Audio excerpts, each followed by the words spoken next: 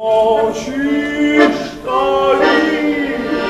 Московском театре «Эцетера» премьера спектакля. Это классика – постановка повести «Драма на охоте» по пьесе Антона Чехова. Сегодня пьеса одновременно и детектив, и мелодрама, и психологический триллер. Бороться за зрителя с шоу-бизнесом, телевидением и интернетом театру приходится все чаще. И в регионах эта битва намного сложнее, чем в столице.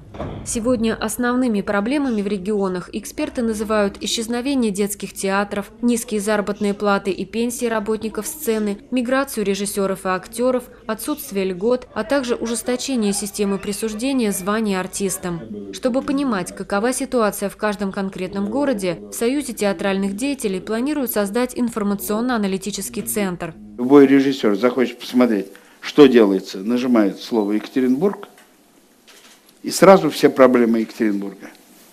Где что, где какие, что чего не хватает, где в полном порядке.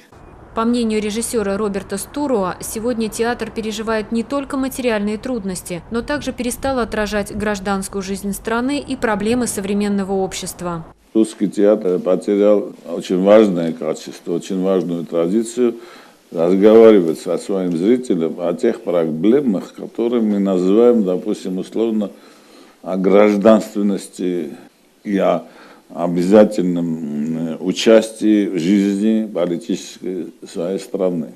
Это всегда было у русского театра, начиная с начала XIX века, кончая XX веком.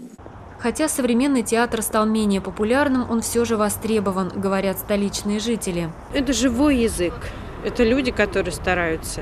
И я думаю, что это спасет вообще человечество от того, что мы так друг к другу невнимательны. Воспитывает как-то дух вообще. Жить хочется дольше.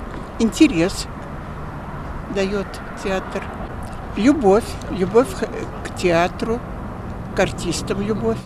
Впрочем, по данным исследовательской организации ВЦИОМ, большинство москвичей предпочитают проводить выходные дома, развлекая себя чтением, телевидением или интернетом. НТД, Москва, Россия.